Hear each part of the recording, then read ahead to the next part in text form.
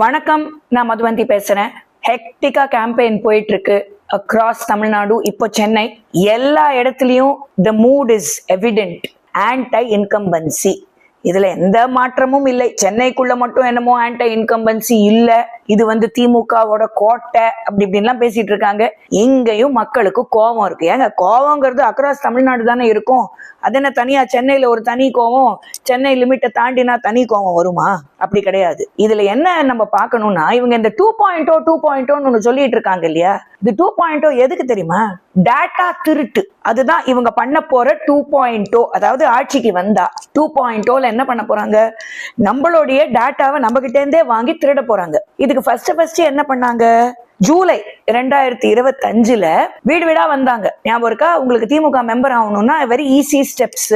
ஒன்றும் இல்லை, உங்களுடைய ஆதார் எண்ணு, ஓட்டர் ஐடி, அப்புறமா உங்களுடைய mobile number, GPay, UPI details, bank passbook copy. இல்லை, நான் தெரியாம தான் கேட்குறேன். உங்களுக்கு திமுகல ஒருத்தங்களை மெம்பர் ஆக்கணும்னா இந்த டீட்டெயில்லாம் எதுக்கு? நாங்க கூட பாஜகல பல பேரை மெம்பர்ஸ் ஆக்கினோம். ஒரே ஒரு மிஸ்ட் கால் கொடுத்தாங்க, அதுக்கு ஒரு ரெஸ்பான்ஸ் வந்தது. they instantly got their membership number. இவ்வளவுதானே பண்ணணும். எதுக்கு இத்தனை டீடைல் கேட்டாங்க? கேட்டு இதுக்கு ஒரு ஓடிபி வரும்.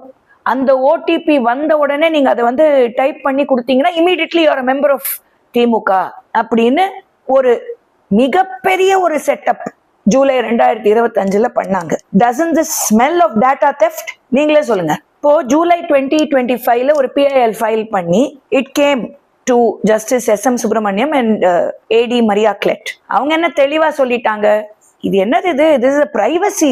நீங்க இந்த மாதிரி டீடைல்ஸ் எல்லாம் கலெக்ட் பண்ணி திமுக மெம்பர் ஆகலாம்லாம் சொல்றது it is completely disturbing the privacy of a citizen அப்படிங்கறத தெளிவா அவங்க சொல்லிட்டாங்க. இது நீங்க பண்ண முடியாது, இது இஸ் நாட் அலவுட் அப்படிங்கறதே அவங்க தெளிவா சொல்லிட்டாங்க.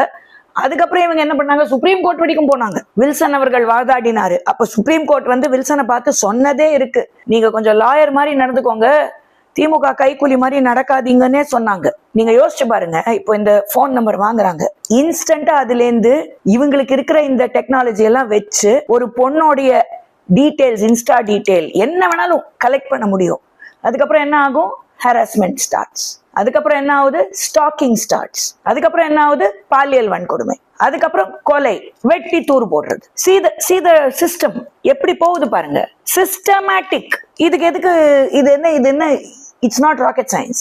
ஒரு டேட்டாவை கலெக்ட் பண்ணி என்னெல்லாம் அவலங்கள் அதனால வருதுங்கிறத தமிழக மக்களே நீங்க புரிஞ்சுக்கணும். அதனாலதான் நான் இதை ரொம்ப தெளிவா சொல்றேன். ஏன்னா this is not something very simple.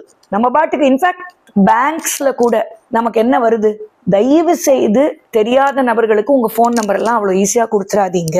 Don't share private information அப்படின்னு வரும்போது, ஒரு கட்சியில சேரணும் அப்படிங்கிறதுக்காக எதுக்குங்க இத்தனை டீடைல் வாங்கணும்? அப்ப இதுல there is some other sinister scheme involved. அததான் நான் சொல்வேன். இவங்க பண்ற ஒரு கூதலும் இப்போ அம்பலமாயிட்டு இருக்கு.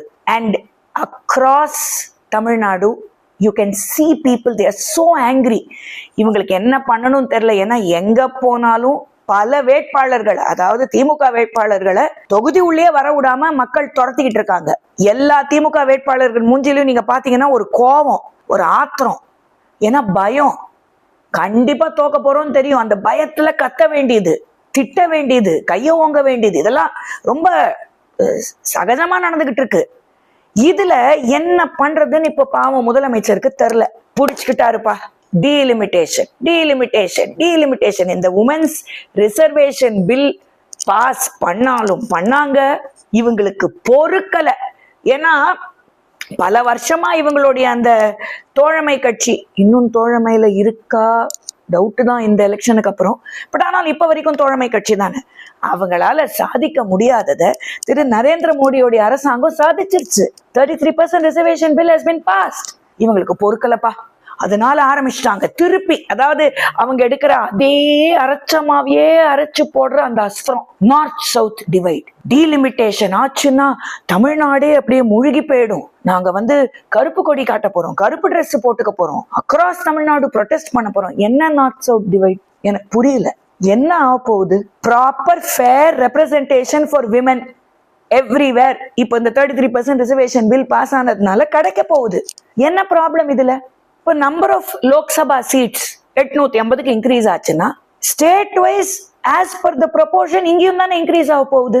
அண்ட் இது எல்லாமே பாப்புலேஷன் சென்சஸ் எடுத்ததுக்கு அப்புறம் தான் நடக்க போகுதுன்னு உள்துறை அமைச்சர் என்னைக்கோ சொல்லிட்டாரு.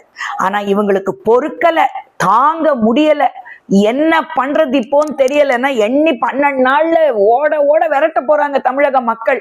அதனால என்ன பண்ணணும்னு தெரியாம இதை புடிச்சுக்கிட்டாங்க. நார்த் சவுத் டிவைடா, டீலிமிட்டேஷன் தப்பா, விமென்ஸ் ரிசர்வேஷன் பில்ல பத்தி பாராட்டி ஒரு வார்த்தை யாருமே சொல்லல திமுகல. ஆனா காங்கிரஸ்ல சில பேர் வந்து அதை பாராட்டுறோன்றாங்க. ஃபார்மர் பிரசிடென்ட் பிரதிபா பட்டேல் வந்து பாராட்டி ஒரு லெட்டரே போட்டுட்டாங்க நரேந்திர மோடிஜிக்கு. இப்ப இவங்களுக்கு என்ன பண்ணணும்னு தெரியல, தலகால் புரியல. இதை வச்சுக்கிட்டு ஒரு drama, delimitation, north south divide, தமிழக மக்களே முயற்சிக்கோங்க. என்னங்க நீங்க இதெல்லாம் சொல்லிடுறதுனால தமிழக மக்கள் ஐயோ அப்பா நம்மளோட உரிமையெல்லாம் திமுக தான் காப்பாற்ற போறாங்கன்னு உங்களுக்கு ஓட்டு போட போறாங்கன்னு கனவு கண்டுட்டு இருக்கீங்களா? Forget it. It's not happening. Come April 23rd, the people of Tamil Nadu are going to throw you out of power, literally. ஏன்னா உங்களுடைய தில்லுமுள்ள எல்லாம் வெளியே வர ஆரம்பிச்சிருச்சு. 8000 ரூபாய் கூப்பன் கொடுக்குறேன்னு ஏமாத்தி ஒரு தலித் பெண் தற்கொலை பண்ணிக்கிட்டு இருக்கா. அதுக்கெல்லாம் காங்கிரஸ்ல இருக்கிற திரு செல்வ பெருந்தகை பேச மாட்டாரு. பாஜக ஏதாவது நடந்தா மட்டும் அந்த கூட்டணியில ஒற்றுமை இல்லை, எடப்பாடி அவர்கள் வந்து பிஜேபிக்கு அடிமை, இந்த மாதிரி ஒரு நெரட்டிவ். ஆனா இப்ப எந்த நெரட்டிவும் ஒர்க் அவுட் ஆகல. So the last ditch attempt இது. Helplessness to the highest level. North south divide எதுவும் பலிக்க போறது இல்ல, உங்க பாச்சா பலிக்க போறது இல்ல. நீங்க வீட்டுக்கு போக வேண்டிய நேரம் வந்துடுச்சு. எங்க அப்ப திருப்பரங்குன்றம் முருகன் அதை கண்டிப்பா நடத்தி காட்டுவான். மே 4ஆம் தேதி ரிசல்ட் எல்லாம் வந்ததுக்கு அப்புறம் எடப்பாடி பழனிசாமி என்னும் நான் அப்படிங்கிற அந்த குரல் தான் சென்ட் ஜார்ஜ் கோட்டையில ஒலிக்க போகுது. அதை நீங்களும் வந்து உக்காந்து ஆப்போசிஷனா இருந்தீங்கன்னா பார்த்து கை தட்டிட்டு போங்க. வணக்கம். பாரத் மாதா கி ஜெய்.